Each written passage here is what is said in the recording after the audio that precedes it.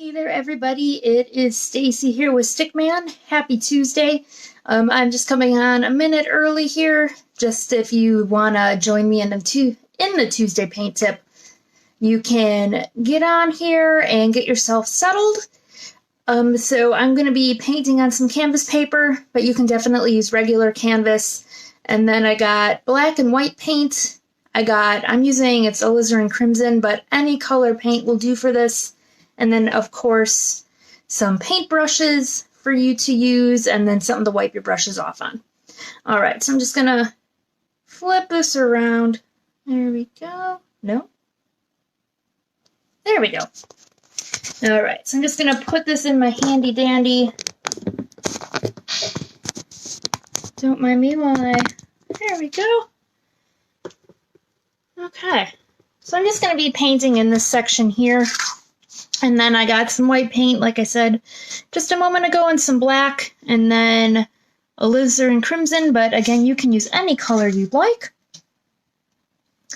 Okay, and then the tip that I'm going to be teaching you today is tinting and shading. So it's kind of two tips in one, which is kind of cool today, but they kind of go together. So if you're wondering what is tinting, what is shading, so tinting is when you mix white with any color to make it lighter.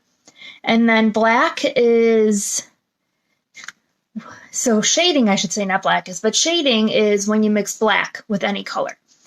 So I'm just going to go ahead, I got my brush, and I'm going to go take a little bit of red, put it off to the side. I'm going to do a couple of them. There we go. And then I'm going to take a good amount of white, and then I'm just going to take a little bit of white.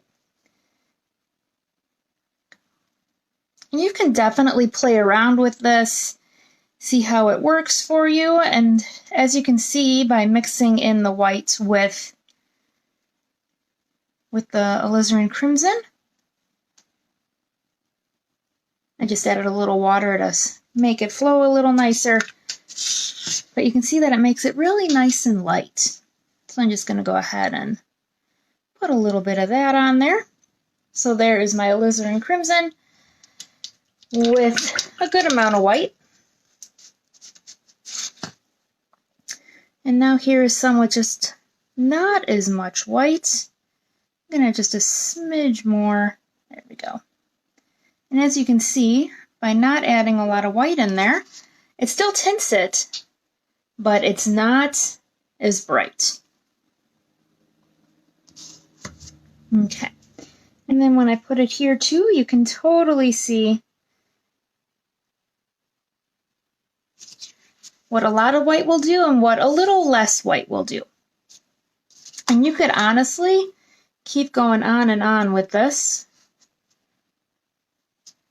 So I'm going to add just a little white with a lot more of my color.